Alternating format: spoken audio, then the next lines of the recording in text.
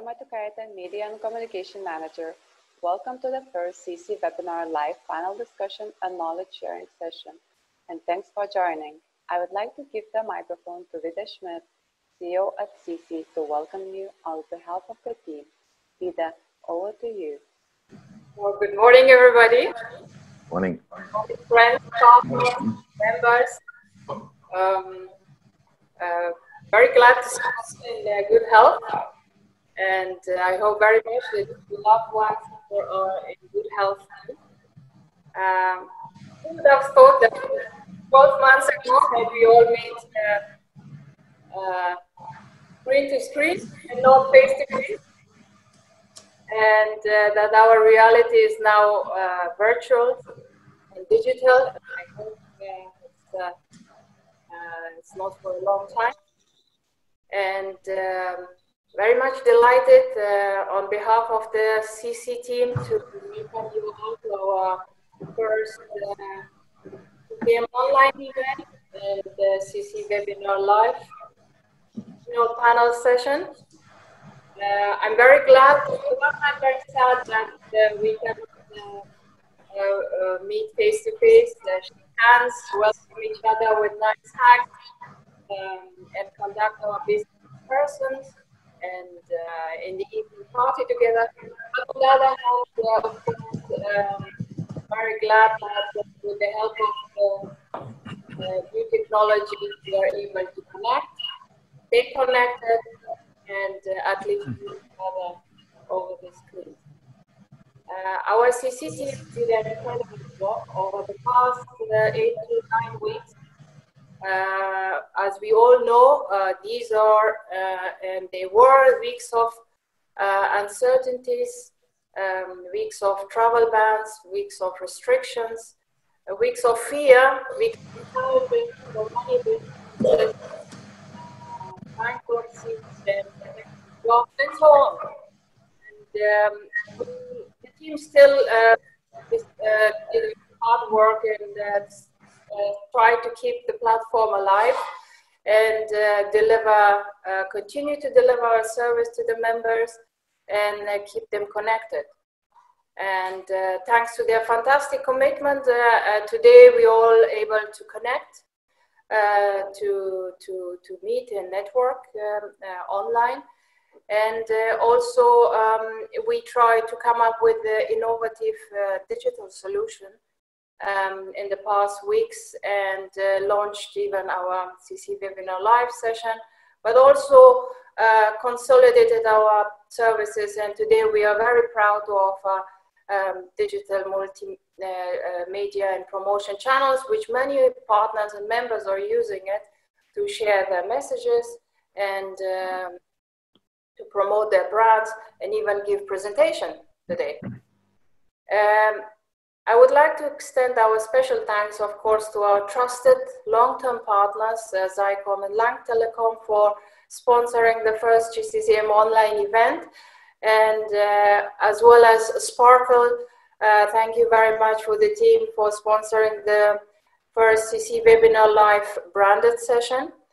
And I would like also to say thank you to Eric for taking the time, our CC Global Ambassador, for moderating this session today.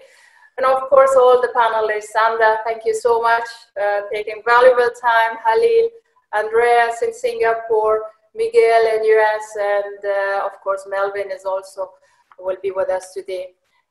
Thank you, Melvin, for taking the time to give today your interesting presentation. I would like also to thank all the audience members that I don't see you all for taking time, joining and listening today to this session. You all have the press button to raise questions during the session, and or send us your question using our online messaging tool during this session today. The session will be recorded and we will have all the copies available on our CC Media portal, and you can watch it after the event.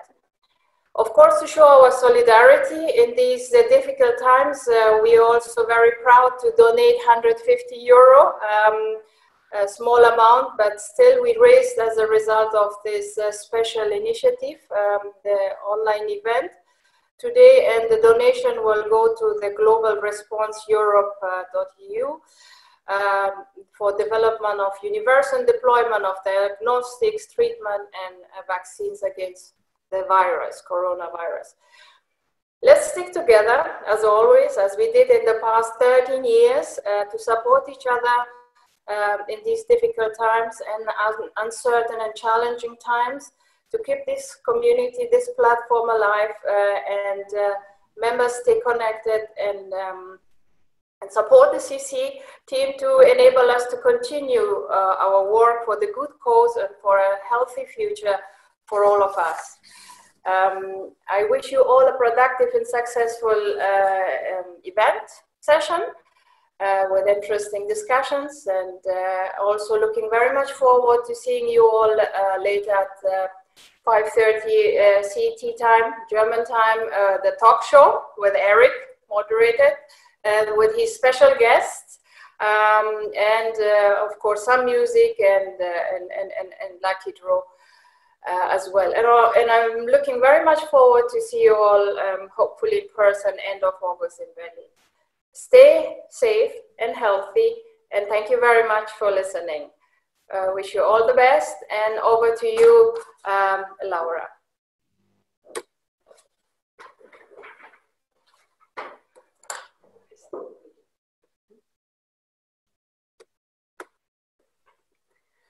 Thank you, Vida, for this nice introduction. And I would like to invite Melvin, a senior product manager at Sparkle, to share his presentation with all of us. For audience, if you have any questions, please either use the chat box option at the bottom, or at the end of the session, we will have a time assigned for audience questions where you will be able to use the raise hand button, and I will enable your microphone so you can ask the question and the panelists will answer it. So over to you, Melvin. Okay, thank you, Laura.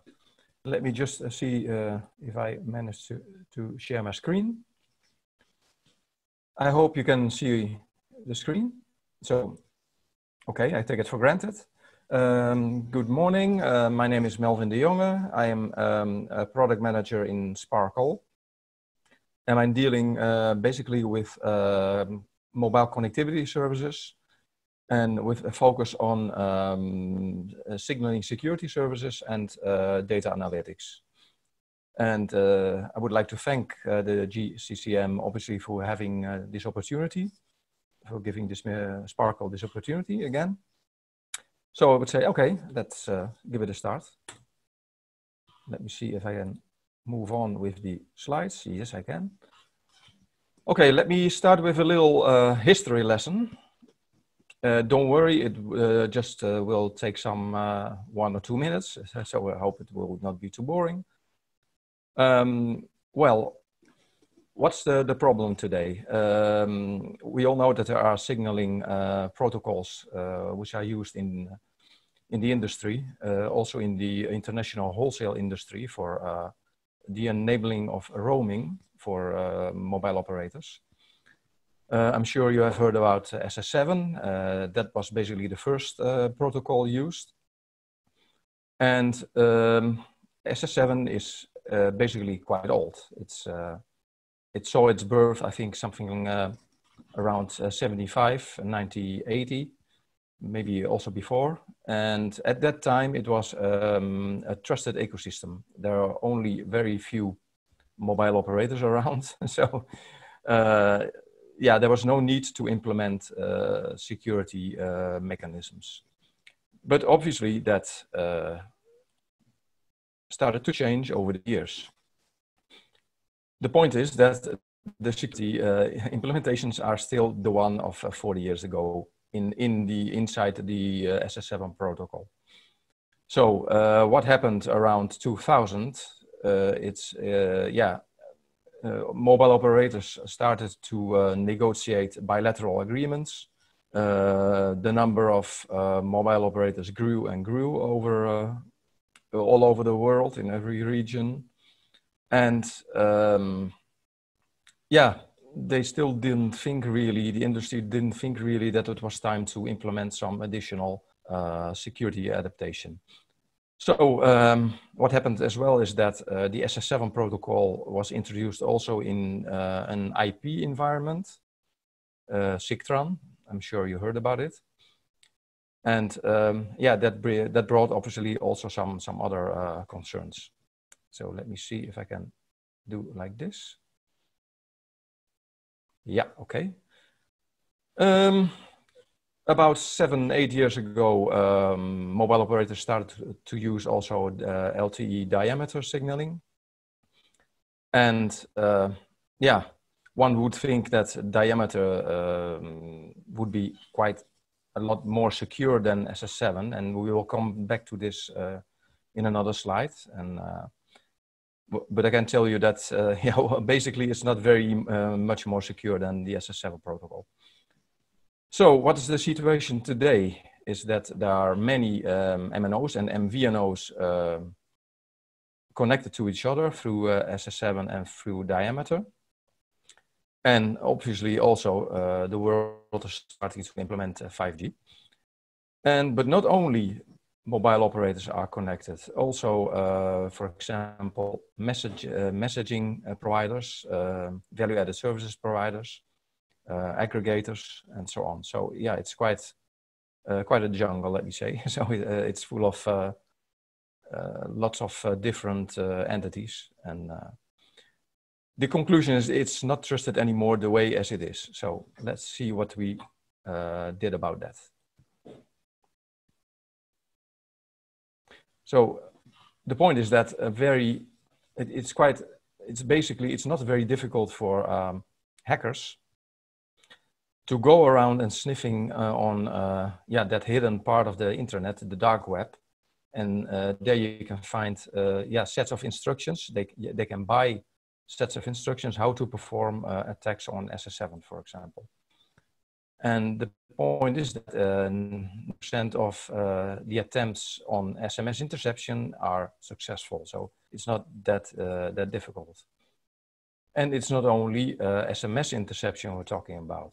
It's also the theft of personal data, user identity, take over the control of the mobile phone. You can manipulate your profile from postpaid to prepaid or the other way around. Probably the other way around is more interesting for the hackers. Yeah, you can,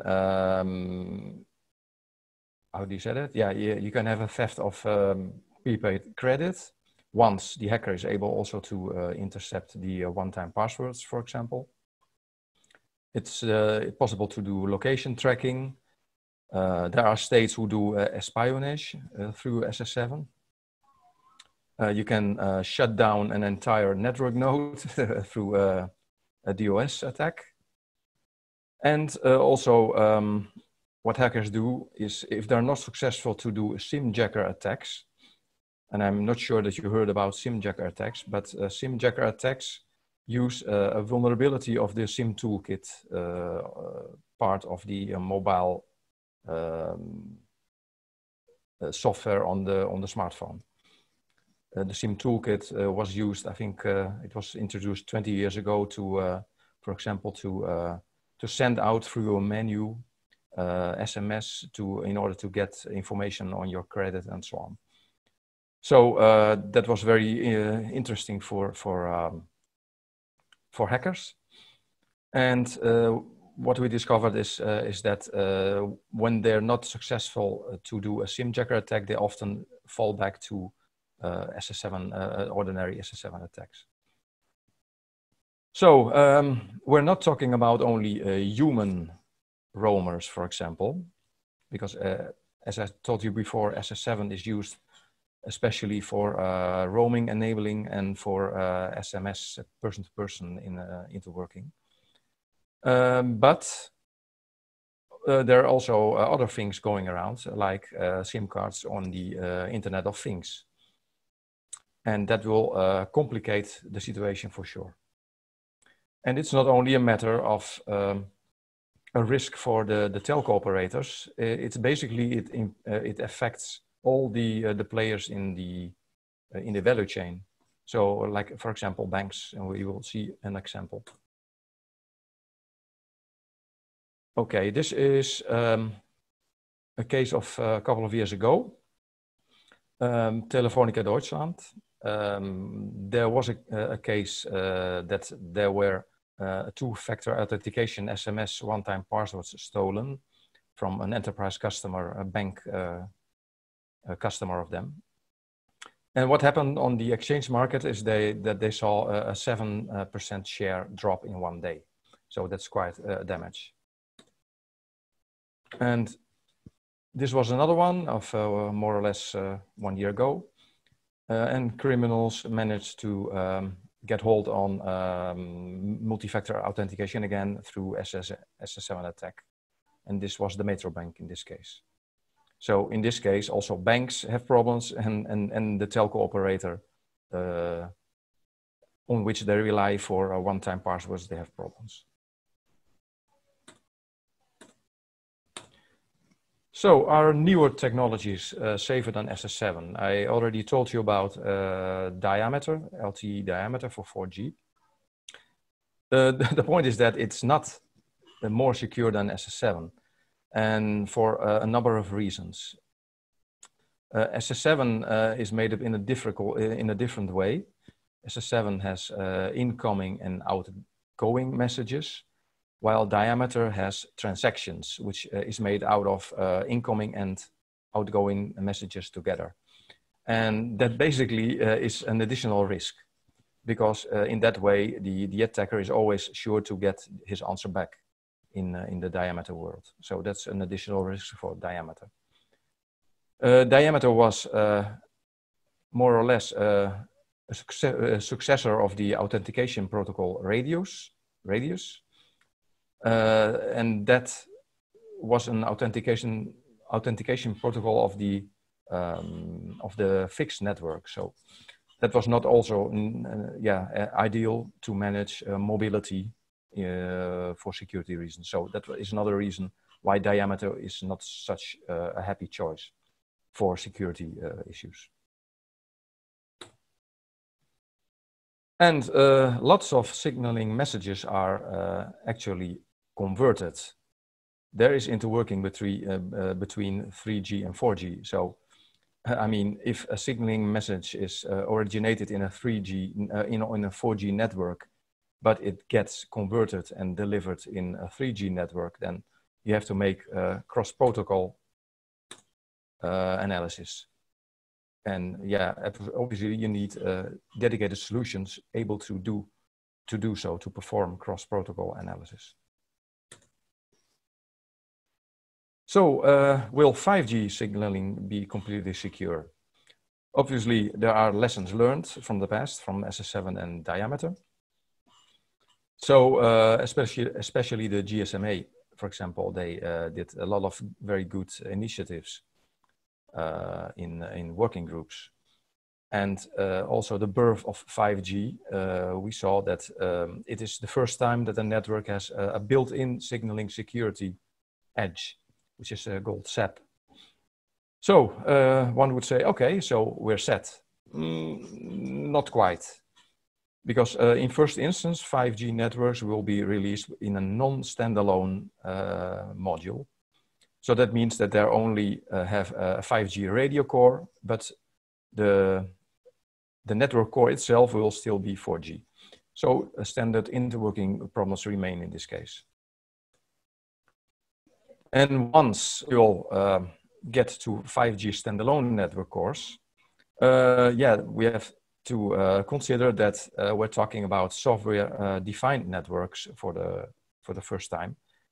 And also, it's a virtualized network function, NFV. So that means that it is the first time that a mobile network is completely IP. You can put it this way. And this will bring some other concerns, because The IP world, the world of IP protocols, has anyway some issues. Also, for example, the signaling protocol will change. It will not be any more diameter, but HTTP2 and APIs. So we're getting closer and closer to the world of cybersecurity, which we know from, for example, from the PCs connected to the internet. And so the industry should anyway take care of being sure that the particular threats related to the IP world are tackled. So what Sparkle tried to do as a global carrier is try to integrate specific security value-added services on top of the mobile connectivity services. So on top of SS7 signaling, diameter signaling, and GRX data roaming. So basically there are three pillars. There's a security audit and assessment module. There is a monitoring and detection module to analyze in real time the live threats on the network, live attacks on the network, I should say. And that's the core of the solution. It's very important. That is the only way to get hold on the real intrusion in the network. It's obviously compliant with all relevant GSMA guidelines, but not only. And last but not least, there is a proper firewall for the blocking capabilities, so the active protection. So the conclusion is more or less that it's very hard to prevent network access intrusion. So an operator should apply a real efficient security lifecycle. So on one hand, you need a firewall, that's for sure, but that's not enough. It's not on a firewall is quite a static device. You can see it that way, which use a static list of rules implemented on that firewall, and then the firewall takes care of blocking the suspicious traffic. But as threats change day by day, every day there are new types of attacks, and hackers are really inventive and creative. So you need, like I said before, the core system is a detection, a passive monitoring system which allows you to monitor 24 hours a day live attacks on your network. And then you can think about mitigation. A third piece is to do every now and then an audit and also penetration tests with simulated attacks to see if some new threats, new vulnerabilities are coming up. So detection is the key. That's the main message. So I would like to thank you all. I would say take care of yourself in several ways, especially obviously stay safe, everybody healthy, and operators should think also to protect, to stay healthy on the network side. Thanks for your attention. I will be glad to answer some questions. Laura, do we see some questions coming in from the audience? At the moment, I see someone attendees, they were raising the hand, but then they lowered. I believe many are people waiting until the end of the meeting to ask the questions, but don't be shy, guys. Anyway, thank you so much, Melvin, for this interesting presentation. Now I would like to invite our CC ambassador, Eric von Stockholm, to moderate the panel. Over to you, Eric. Audience, if you have any question, use the chat box option, or at the end of the session, raise your hands and I will enable your microphone so you can ask the question and it will be answered. So let's start now. Over to you, Eric. Thank you, Laura, and thank you, Carrier Community GCCM. So, hi everybody, my name is Eric von Stockholm. I'm moderating actually today the CC-Webinar.live panel discussion and knowledge sharing session. As we just mentioned, it's Melvin did quite a good job. So Melvin, just a quick one. Will we ever be secure? What do you think? Will 5G ever be secure? Yeah. Well, I think 100% is You frightened me. 100% is an illusion. But, you can put in place countermeasures in order to minimize the risk. Mm-hmm. And that's what Sparkle is doing. Yeah. Everything is fully live already, so people can go to bed and rest easily. I would say so. Okay, good. Well, thank you. So, hi everybody. What we're going to do today, actually, we're going to talk about, let's say, the wholesale industry in the digital age, the challenges and opportunities we're seeing and we're getting, and which are actually emerging from data-hungry products and services. And before we go, I'm honored to have quite some people you're seeing in my panel. I'll give them a minute to introduce themselves, and let's kick off with Andreas Hip, live from Singapore. Yeah, thanks, Eric, for taking me first. It's actually Miguel's time to go to bed earlier, but for me it's afternoon already as well. Hello, everybody who is listening in. It's a very different way of going to a conference. It's especially missing that bar element we were always so keen on going to, right? Anyway, yeah, my name is Andreas Sipp. I'm the CEO of Catalia. We are a software company building platforms for voice and messaging services. Yeah, we also locked down from that little virus crisis. But luckily, we have been used to remote working for almost our entire being, so we have not been as badly affected as many other industries. So yeah, that's yeah. Hello to everybody again. Okay, thank you, Andreas. Sander, live from Amsterdam. Yes, thank you all for joining today. Good morning, good afternoon. My name is Sander Warens. I'm the Chief Commercial Officer of Experio. We are a managed services provider specialized in internet access services and software-defined wide area network services. And we do this by means of our global partnership that we have with roughly 3,000 partners around the world. And, you know, it's a real pleasure to be here today, a whole new reality with us all going virtual. But the nice thing is it kind of proves what we're trying to preach for quite a while already, that the internet itself is a fantastic platform in order to virtually meet with your colleagues, with your peers in the market, or like a webinar like today. Okay, thank you, Sander. Halil, London is calling. Good morning, everyone. Pleasure to be here. My name is Halil Kama. I'm a senior peering advisor at Links, the London Internet Exchange. We're one of the largest internet exchanges in the world that is membership owned, over 900 plus networks, making the internet run in the day-to-day in the background for everyone, for the majority of the UK. So yeah, happy to share my thoughts today, and happy that events like this can actually happen and obviously keep the community going.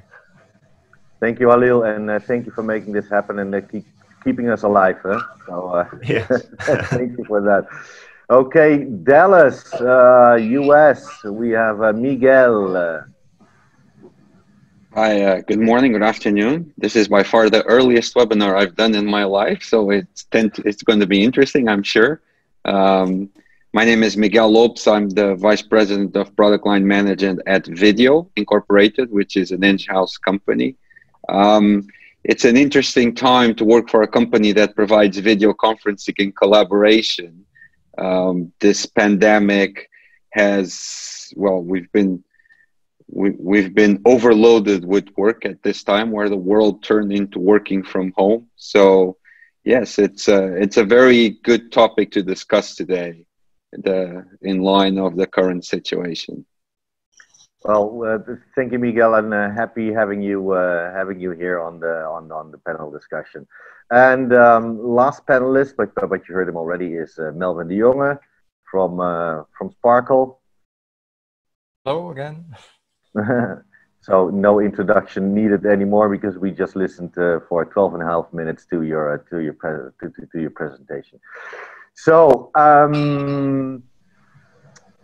just to get in here, because we were talking about the digital era. Andreas, do you see any impact from the lockdown in different sectors experienced over the last 8 weeks? And for instance, looking at customer engagements, differentiate carrier from enterprise? Thanks, Eric. There you go. Sorry? There you go with the question. There you go. Here we go. I certainly do. I mean, you know, a lot of the, I would say, you know, common engagement we had in this industry was obviously during conferences and events, which I think very abruptly stopped mid-February this year. And so we find ourselves at conference calls and so much more than in the past. But even before the lockdown, we ourselves, because we don't have offices everywhere and we don't have hundreds of people, we kind of had a lot of, I would say, remote engagements with customers. And that has certainly increased a lot. And I also would have to say that people seem to have more time. Even so, it might be during inconvenient hours. But we've got a lot done the last 8 weeks, I can tell you that much. And obviously, the last 5-6 customers we signed up during the last 2 months, we have never met in person, actually. So that's quite an interesting development, to be honest, and maybe something we have to get used to a bit more.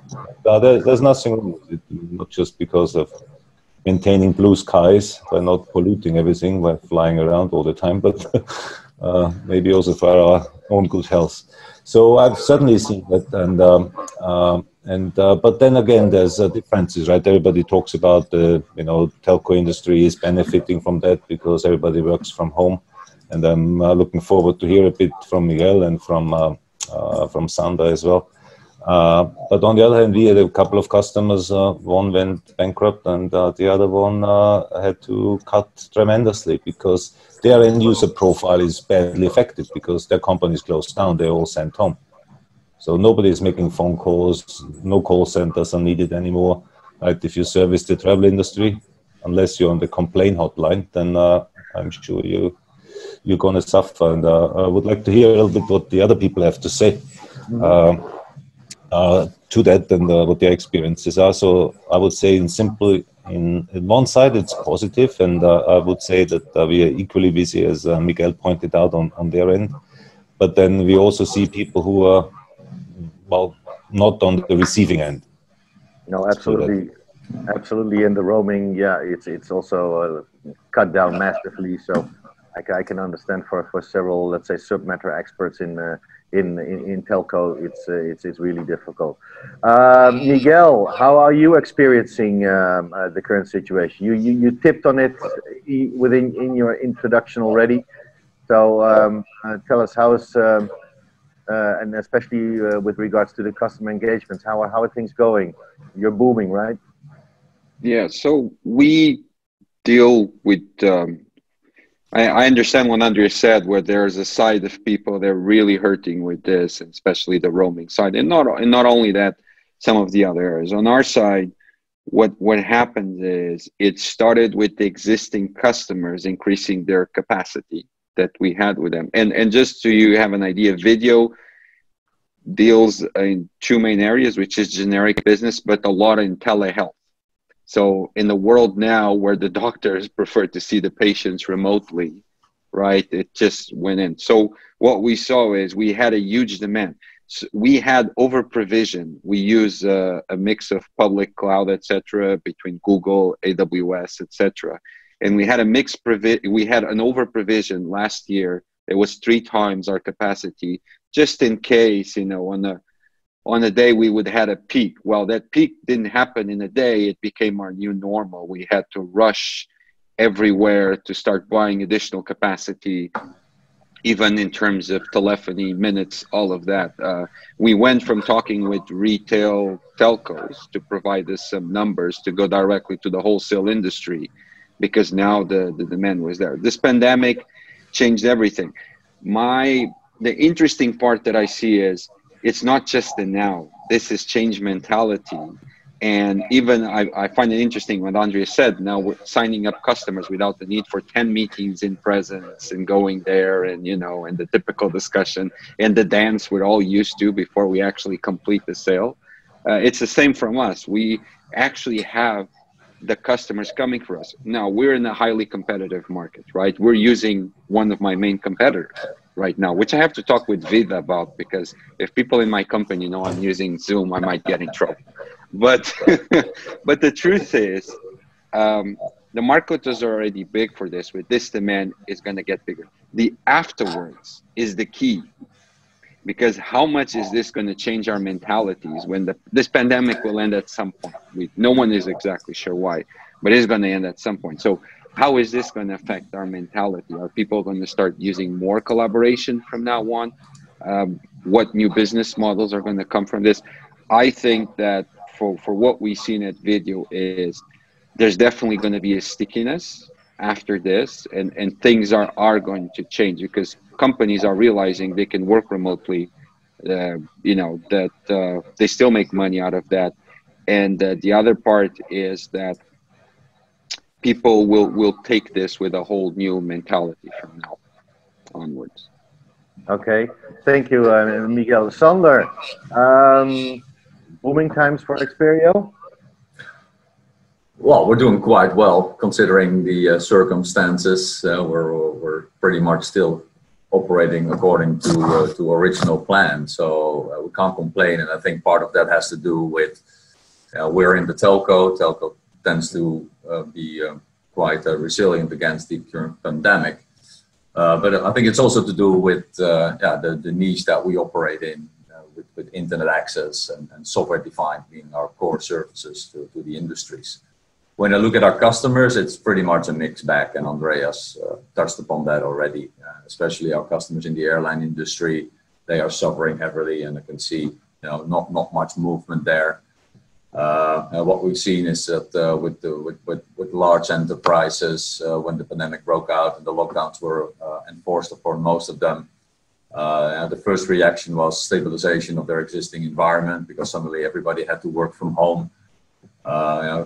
Big loads on their networks from all of those home users, which completely changed the whole traffic pattern. So we've helped quite a few of those, trying to stabilize that environment. In terms of new logos, because we're looking at network infrastructure, as you can expect, for those customers that we were in conversation with in order to migrate the networks, at the moment that's a little bit more quiet. They don't want to touch what they have, changing that too rapidly, because the most important thing is business continuity. But some customers needed a lot of additional bandwidth to be able to deal with their new environment. And that included some very internal customers that needed the bandwidth in order to be able to fight criminality online, and where you saw that the cyber attacks were increasing rapidly with COVID-19 as an excuse, and trying to get more money out of people. So truly mixed bag, but in itself, I think what you see happening is a transformation on the use of digital platforms, video conferencing systems like we're using now, that normally would have taken years, but now the market is forced in order to adapt it very quickly.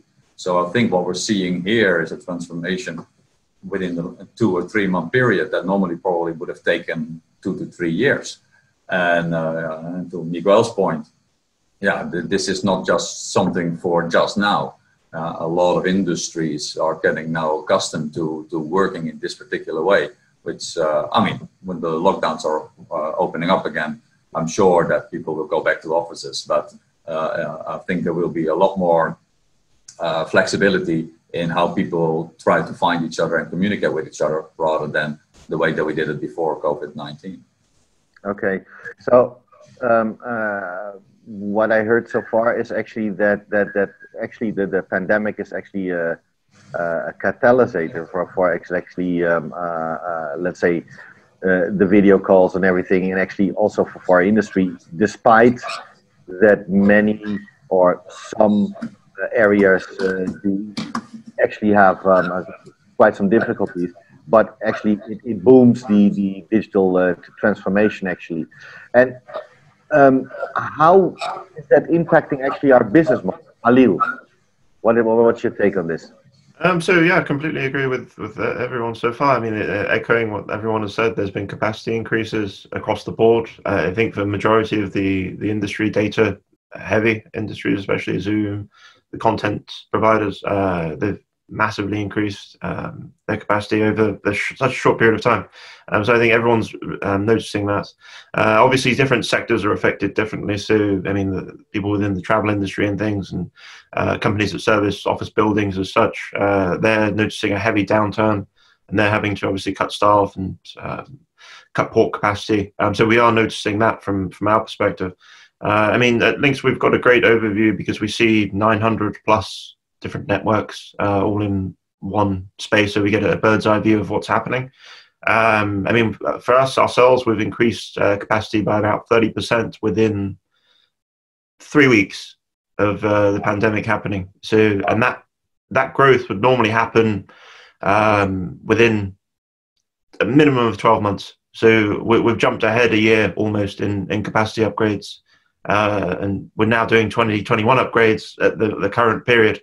And that's led from the drive of obviously the large content players, all existing members increasing capacity and trying to cope with the demands. And we have had some decreases in capacity by obviously the members or the customers that we have that are in certain industries that are affected, as I said, like office and things like that. But yeah, our traffic has gone up from around about 3.7 terabits a second across the exchange. Then we did about 4.2 at the beginning of March, 4.7 10th of March, and then towards the end of March we were doing about 5.2, 5.3 terabits across the exchange. So it's a huge increase for such a short period of time. Whether it's sustainable, as Miguel was pointing out, is another question, how sticky the members will be to keeping these ports, or whether it's only for this increased period that we're seeing a high amount of countries around the world on lockdown. When they go back into the office space, will that change? Will they decrease the capacity? That's yet to be seen. But I think the world is evolving to having more Zoom meetings and using data from home. So let's see how it folds out over the next 12 months to a couple of years. So data increasing massively, and whatever excuse that we see or the people can find, data is massively increasing. I think that's a clear statement.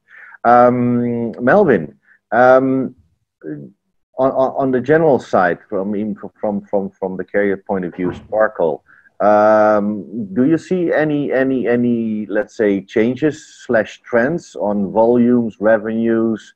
You know, I'm talking about voice, SMS data, you know, connectivity. Well, what do you see within your company, within Sparkle? Yeah, definitely we saw a very drastic change. When I speak for myself, I'm obviously dealing with mobile connectivity related to roaming. And we saw something like a decrease of 60–70% at least in signaling messages. That hurts. That hurts. Yeah, that hurts. But on the flip side, in the same business unit, there are colleagues which had to deal with massive upgrades for managed bandwidth, IP transit, in order to deliver internet traffic all around the world. As you know, also Sparkle is global player. Yeah, global player. So I think that outperforms the positive effect outperforms the negative side on the roaming business probably. So definitely, I don't think we have to complain in Sparkle. Okay. Do you see any demand for let's say certain types of services from your customers? Speaking to some of my colleagues dealing with the IP and data side, the IP transit and managed bandwidth, yeah, what I heard is that they had to deal with sudden increases of capacity, especially.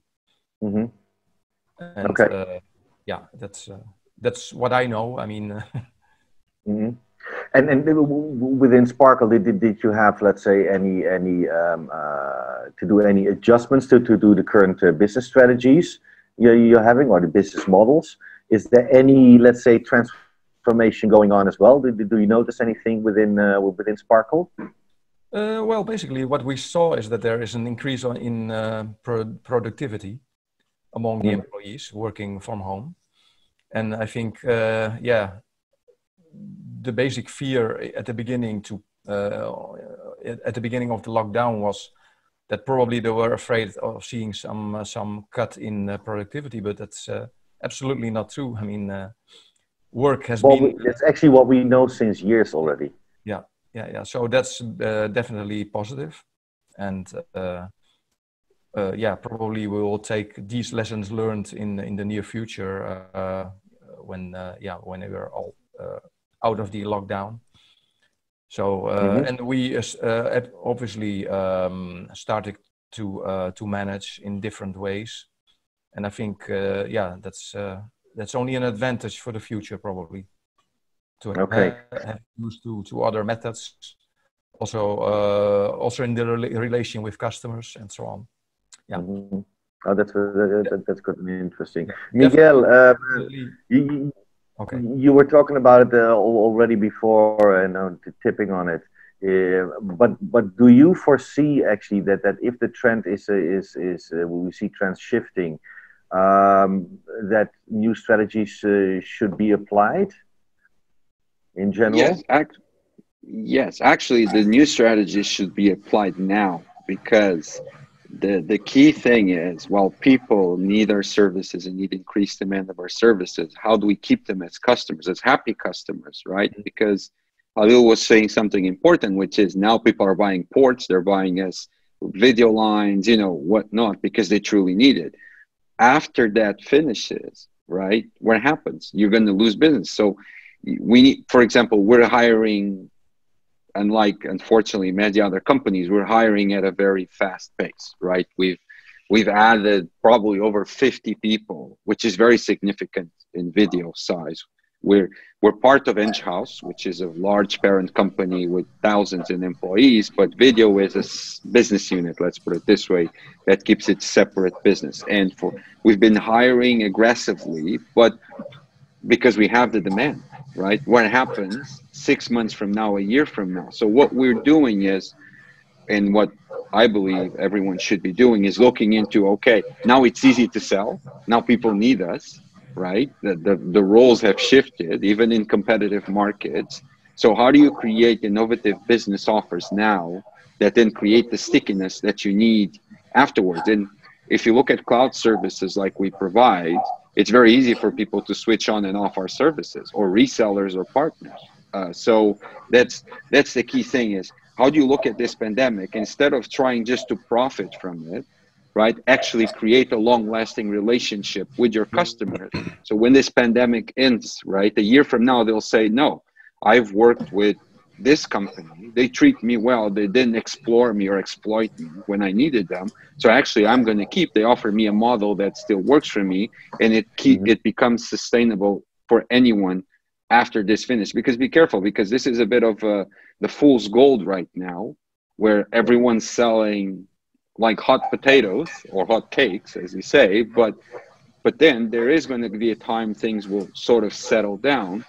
And we don't want to be at the time we over provision ourselves in terms of staff, in terms of investment, but Correct. We didn't look into the business model, and then we have again to cut down. So this is the key part now, is, and where product managers, CEOs, etc., need to look at it and say, how do I change my offer in a way that I'm going to keep my customers?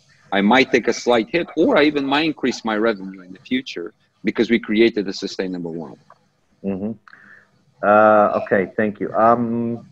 Andreas, Do you see any challenges, opportunities?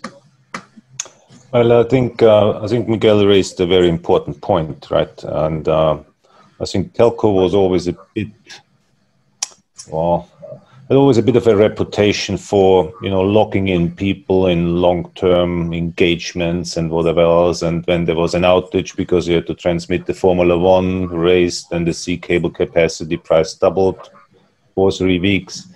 And I think that has always been a bit of danger where, you know, the situation was abused, and now it's on such a massive scale. I think the ones who play that game well will retain the customers when the bubble is over, because normality will come back, right? And then I think that planning and really, you know, service and support becomes very, very different, because you can't send a troop of 50 people on site, right? It's all faces on screens and on phones, right? You have to be able to actually get the trust across to somebody you might have not met, and so forth. So I think that's where really, you know, the engagement and the business models has to be simple. You can't lock people into long-term contracts because they feel like you're abusing the situation again. If you're doing well, they're not gonna go away anyway. I mean, you have many customers on short-term contracts, right? So are we going? Sorry to interrupt you, Andres, but are we going back a little bit back in time, where we said I have the trust in this company and therefore I'm gonna stay with this company? I'm not sure. Has that ever changed? I think it was always a very important piece, but I think it's more difficult and more important at the same time, because we don't have this face-to-face, this personal engagement opportunity, and I don't think that's going to return that quickly either, right? So yeah, as Miguel said, I think the service design and the support are really key to maintain the customer base, which one might have gained by luck or by the situation itself, beyond, and also grow from that. Right? And I mean, happened to us before, but I mean, the last 6 to 9 months, I would say 80% of our platform sales is subscription. Yeah. Okay. Okay. So, and I think that's the new reality for many things. I mean, for leased lines, it was always a subscription, right? Not sure if somebody buys IOUs anymore, but I think that, but also the flexibility, right? You know, your customers, Sander might need a 1 gig the next 2-3 months and then go back to 500 meg. So, you know, there might be a challenge if people lock them in for 1 gig and say, well, you have to pay for that, even so you don't need it. Yeah. I think that kind of flexibility in service design and offering has to come in, and then you know, I think that also gives, you know, the customer confidence and say, well, you know, these guys didn't abuse the situation when I was in need, and I'm going to stick to them. Sure. Okay. No. Not going to go away for 10% less. Mm-hmm. So, Sander, listening at the challenges and the opportunities and adopting new factors and pillars within the business strategy / models. Can we prepare ourselves a little bit more in the digital age? And where I want to go to is of course your field of experts, the SD1. Are you adopting, let's say, new services within the SD1? How can it support not only currently but also being future proof? What are you doing, and how are you, let's say, helping us in this, let's say, in the environment we're in? Yeah, I think as Xperio, we were already on that journey of digitalization and the way that we wanted to interface with our customers, and the current environment more or less accelerated that a little bit further. So we already had a vision that as a customer, it's all about the customer journey and the customer experience. For them to stay with you, you need to offer them something that is fit for purpose, where they see the value in, but also that they feel that you're there to pay attention to them and to support them in order to grow. their business, because at the end of the day, that's what we do. And we enable an environment so that they can consume resources that helps them to grow their business, which can either be cloud applications or their internal applications, or the way that they want to interface with the customers and suppliers. So as Experio, one of the developments that we're doing is what we call the Experio.1 platform, which is a digital platform which will allow our customers to have a lot more insight in their underlay, in their global internet estates, and to see if that is really fit for purpose, whether they're spending their money at the right place. And if not, we have the flexibility to help them to make sure that that works a lot better, with software defined on top in order to give that security and that access to clouds. That in itself already has this whole self-service on demand aspect of it as well, and combining that all into a single experience. That's one of the big things that we're doing. So Q2 this so far has been amazing because of the amount of rollouts that we've done of that digital platform to our customers, so that they can actually see what's going on without that need for that quarterly business review, which is still very important. We didn't have the opportunity to do this face-to-face sitting in a meeting room. So that the fact that we can now facilitate that through a digital experience, I think that was part of what we were doing anyway, but now further accelerated with the pandemic. But yeah, that is the new way of interfacing with your customers and making sure that you continuously support them across that journey. Mm-hmm. Halil, how will you see, let's say, some that the networks will change with regards to the current situation? Do you see that coming? Do you see that around you? Well, obviously, from the capacity point of view, obviously we've seen that change, and as we pointed out, whether or not it stays is a different question. But we are seeing networks work a bit smarter. So obviously, office networks that, well, previously companies that were working from an office space are now having to route the VPN from home and then join the internet back onto their own network from there. So we're seeing those kind of changes in the market, but the sustainability of it, whether obviously how long it goes for, and when we'll see people go back to a normal way of working, how that will translate in terms of revenue, in terms of port increase or decrease is a different question. I think there's going to be a good analysis now for the consumers to see which brands are really taking advantage of people during this period and just making money, and the brands that are actually being fair and offering a good service, a good product, and they're the ones that are going to remain on top when this all finishes, really. They're the changes that I see, and obviously it's nothing new. It happens time after time. So, okay. You were talking about 5G and what security it will bring, Melvin. But just a quick one: where do you see the change for the wholesale industry coming? Well, with regards to 5G, I think, yeah, obviously a larger focus on Internet of Things. So basically, in the recent years, we already saw that coming. But yeah, the roaming world, obviously, traditionally, we were speaking about human roamers, right? Traveling either for leisure or for business. So I think connected to what mobile operators will do with their 5G services to the retail side, and especially to the enterprise side.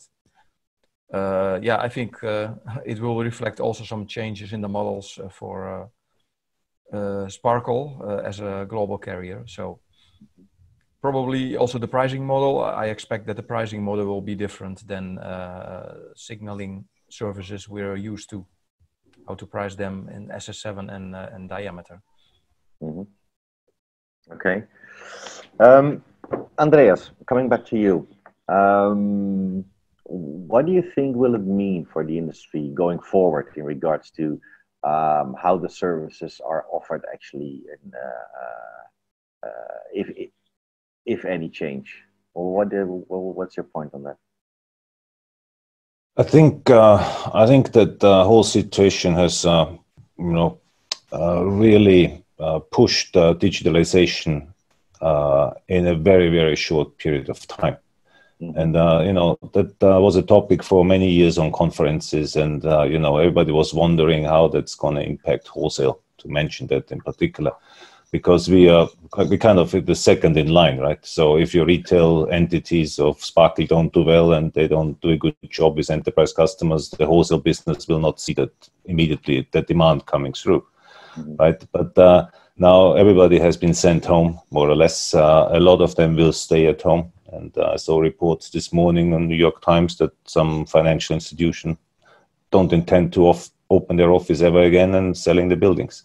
So there will be certainly a shift. But what it also told us is, right, that a lot of people faced, almost a surge in demand they couldn't handle, right?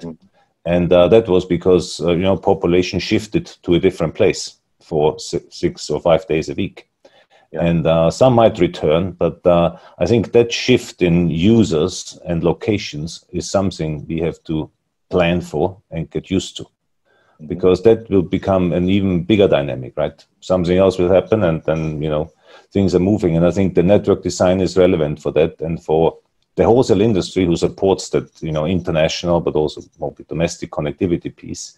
Across all the layers. I'm not just talking about bandwidth or signaling or voice or messaging. I think that dynamic and that has to be really something that needs to be supported. And I think then there's a great opportunity, because you first of all, I think you can receive business and services much quicker if you can react quickly and if you can provide the service quickly. And I think also consumption is going to go up, like with everything, right? If it's not so committal and you don't have to log yourself into some long-term engagement or whatever else, you're more likely to use it. Maybe you like it, you keep it. If you don't, then you can do something else. So I think we have to get used to this pattern of flexibility and change. But then I think who can play that well, and it's not always easy, obviously.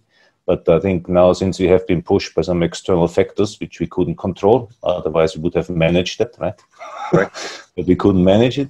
I think there's some interesting things to take from here, right? As bad as it is for everybody, I think. But I think it gives us a sign how volatile the world can be, and how what challenges service provisioning and so can face. But I think a lot of done very well, and kind of a bit more alert to these things, and probably a bit more capable to reacting to these kind of spikes and changes going forward.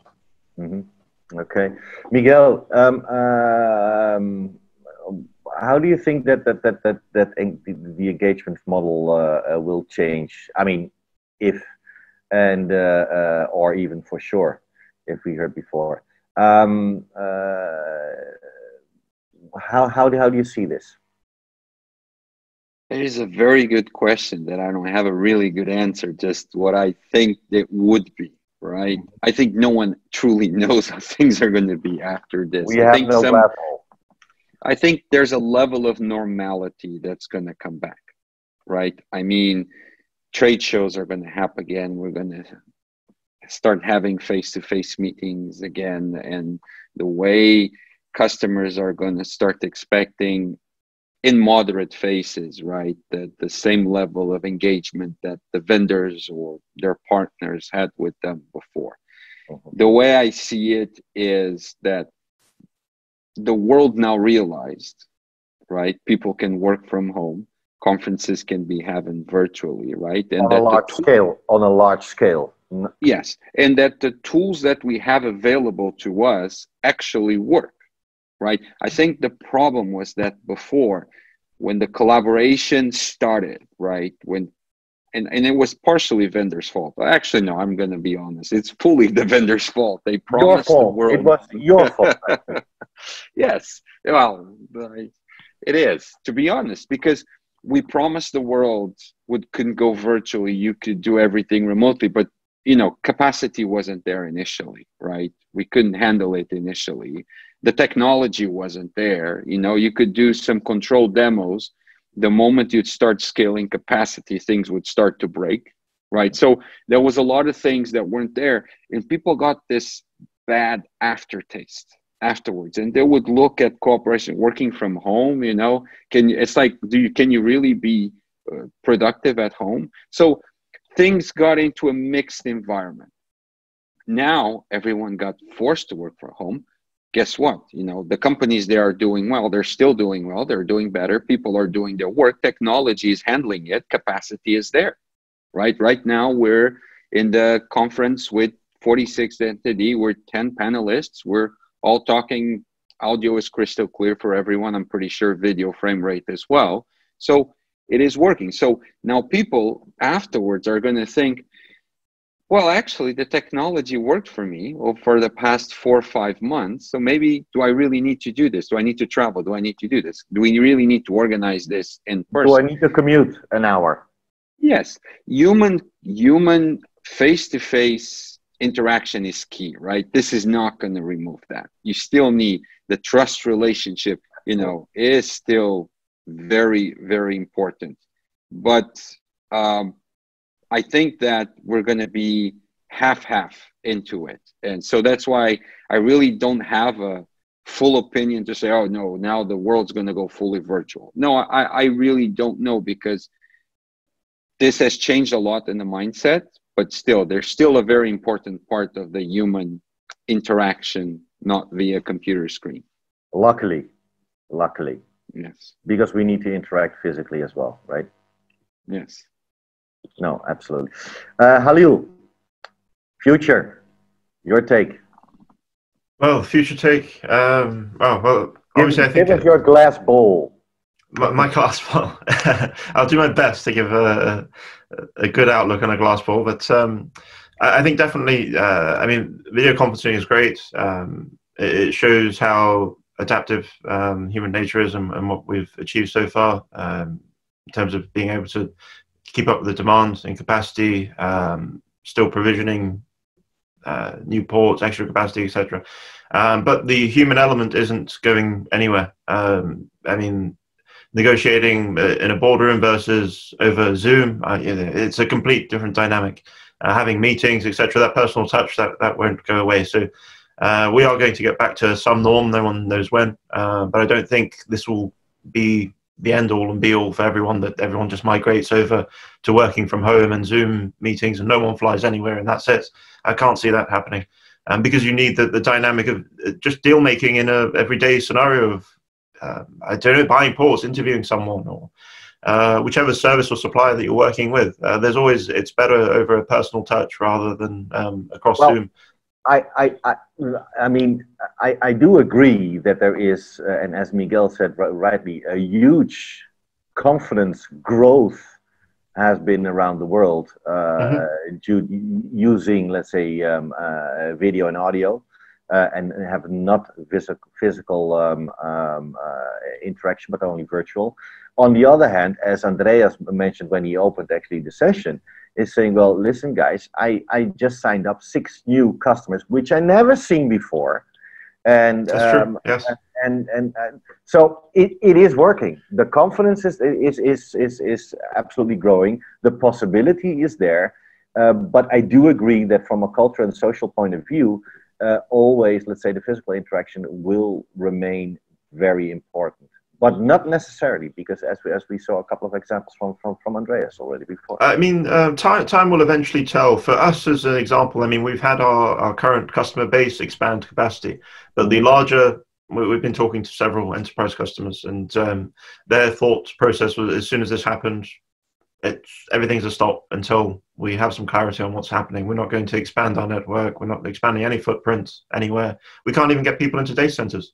So how can we expand our POP? How can we get a router and server switch over to the UK from Singapore, wherever, too? So I guess until some normality resumes, then we'll be able to have a better outtake on what this pandemic means for businesses going forward for 2, 3, 5-year plans. But at the minute, from our perspective, sure, we have new members as well joining links. But I think that's been, I'd be interested to hear your take on it, Andreas, as well. If the new members, new customers that have joined your company, if they've done so because there's a specific demand somewhere that's spurred this on, and it's not just we were planning to join, we were planning to become a customer anyway, so we might as well get it done, or we had an exponential increase and then we've become a customer. Those customers have certainly joined, but the ones that thought, you know, links would be a great idea to join the exchange, I'll do that in 2020, all of a sudden have said, actually, no, we'll put a hold on this. So to answer that immediately, if that's okay, Eric, I think it was a bit like that. So we obviously, you know, got in contact, whatever source, doesn't really matter at this point. And we actually, you know, a few months back, or even maybe 9 weeks back, we planned to actually meet up, right, and introduce ourselves and everything else. And suddenly that option disappeared entirely. But what I tried to say is it didn't stop the process of procurement. Mm-hmm. Not for these customers, right? There might be others who don't. And I mean, I completely agree with you getting servers into data centers, right? Because we still have some, you know, COTS deployment on Dell or whatever platform, and that needs to be shipped somewhere, and somebody has to receive it, and somebody has to install it. That's painful at that moment, right? But to close the deal or the contract has not been actually delayed by that. People fairly quickly figured out. But I also have to say, in some countries, in some cultures, lockdown means lockdown. I mean, that means complete lockdown, right? I think that just maybe play some computer games, but certainly there will be work you can do, like, you know, on a computer with a keyboard and the screen, without leaving your home, right? So, but yeah, I think it's a bit, but on the other hand, it also shows that you know, to close a deal, you don't need to sit down and have a handshake and, you know, a lunch or a dinner anymore necessary, right? So of course, you know, the personal touch is always important, and I think it has always helped and given that you know, special edge in a relationship, in a business relationship, and I think it's certainly important to bring that back. But I think we will not maybe be able to or want to do that to that extent we might have done in the past. Okay, thank you, Andreas. Looking at the time, guys, I think we need to slowly wrap it up a little bit. And before we come to the questions, Sander from Amsterdam, do you have, let's say, I mean, that client that Halil was talking about could have called you, and you would immediately have the solution, probably, because I think you provisioned enough, but in partnership. But Sander, any, let's say, last words? From your side. And I think we covered a lot today already, right? So, but what I'm hearing is, and I think I can't do anything else but agree, is that yeah, we will move into some sort of new reality. Yeah, it will not be continuation of what we're seeing today. You know, there will be a new hybrid scenario. We probably will not go back to the way before COVID-19 started. But I think that enterprises, governments, when the real lockdowns are behind us, they will take some time to sit down and rethink about how they want to be supported from an application, from a network, from a general interaction perspective. And I do think that digitalization will play a more and more important role. This was, if you listen to the analysts, was in the future anyway. It probably is going to come a little bit quicker. But yeah, you can't stop people from meeting either. And when you have a really big deal that you want to do, you're not going to do it through a self-service portal. And you want to see some people, you want to get the trust across. So that will remain very important as well. No, absolutely. Let's see if there are some questions out there. Laura, do you see here any questions for the panelists? Yes, I can see a couple of questions in our chat. Our audience is quite shy, nobody raising hands yet, so I would encourage you guys to do so. But we'll look at the questions. So I will just go from the bottom, and I see that Neil Kitcher asks, I'm just going to read loud the questions, and you guys can share your opinions. So Neil says, theory of work revenue performance, they're well ahead forecast. Yeah. They removed the guidance for the full year. What's the panel said only CPAAS annual turnout massively up or behind? Anyone wants to take that question from the panel? I replied already in writing. Yes. Just to add a little bit on that, since yes, please, Miguel, please. I've dealt with Twilio before, and we have partners and everyone that build their application. Definitely, Twilio is at a crossroads right now, where everything is looking great. I was actually wrong about this quarter on them, because Uber is one of their massive customers, still is, right? They've been able to branch out of Uber and, prove the investors that they don't live on Uber alone, but Uber is still a significant customer. As you are aware, Uber is on lockdown as well, especially in the US. And so I thought they were going to get hurt.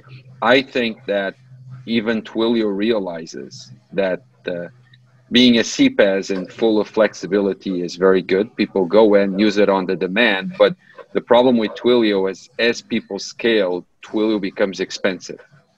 That's the number one complaint I hear about Twilio, because it's just their prices, the way they're made. So they're extremely well positioned during this pandemic, where people need something quick and they can get it up and running. And so Twilio, I would say, is the number one option, excellent API framework. But on the long term, once the demand is over, right, and people start scaling down, it's very, very easy to scale down with Twilio. It's like a switch up and down, on and off, that you can use. So I think that I still believe CPaaS and any as a service for this type of collaboration or creating a platform is still a great bet for any business investment, but you have to be aware it also fluctuates a lot. And this pandemic is a very false indicator, because it increases the demand to a point that it might not be sustainable immediately after. So I actually not surprised they took out the guidance for the rest of the year, because I think even they don't know how this is going to pan out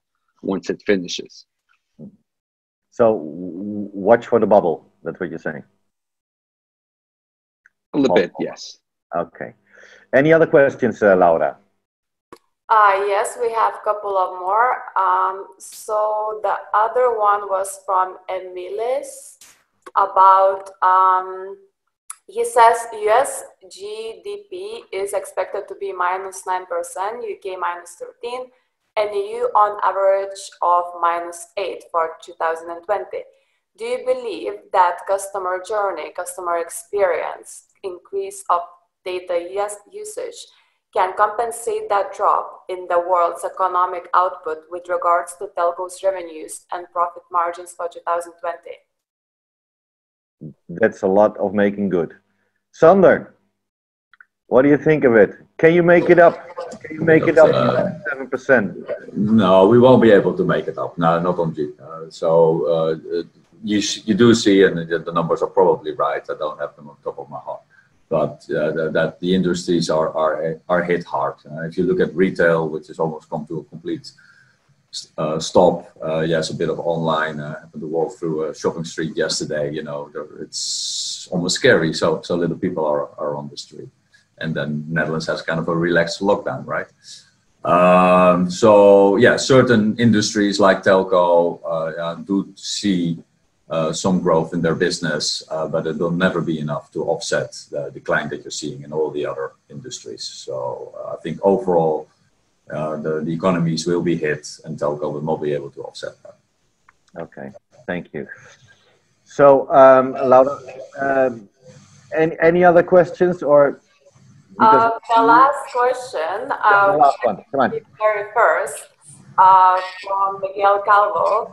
He asked, pretty sure the question is targeted to Melvin, so he asked if Corona attacks. Melvin? Yeah, here I am. Yeah, it definitely did. Yeah, obviously, there was a shift from criminality, ordinary criminality, to in the COVID-19 period to digital crimes. And the industry saw an important increase in cyber attacks and attacks on also on telco networks. Absolutely. Okay, thank you, Melvin. So, ladies and gentlemen, today we were talking about actually the wholesale industry in the digital age and the challenges and opportunities, especially in these times, which are emerging actually from mainly the data nowadays. Before I'll give, I'm gonna thank my fellow panelists. I would like to draw your attention to that tonight the GCCM is actually organizing our first evening online network get-together reception with a lucky draw and a talk show, and some VIP guests are there as well. So please join 5:30 to 6:30 p.m. this afternoon, Central European time. So please watch your watch. And I would like to thank, let's say, my panelists, always an honor. Andreas Hip from Catalea, Sander Barends from Experio, Halil from Links, Miguel Lopez, and of course Melvin de Jonge from Sparkle. And thanks to Lang and Sparkle for being our sponsors on this webinar.live from the GCCM carrier community. So Laura, I would say thank you for hosting it. Everybody, thank you very much for being on my panel. Thank you for listening in, all the participants. Thank you for your questions, and looking forward to see you very, very, very soon. So ciao for now, and I'll give it back to the, let's say, virtual studio of within Berlin. And thank you, everybody. Ciao for now, and see you tonight. Thank you very much, Eric. Dear all, we are at the end of this panel, and I would like to thank Melvin for an interesting presentation, Eric for moderating, the panelists and audience for joining and listening. We are looking forward to welcoming you at our next webinar session planned for tomorrow and our future webinars. Please visit our event portal for more information. This panel will be soon available on CC Media portal and Webinar Live page in recording format for you to watch it. Wish you all a good health and stay safe.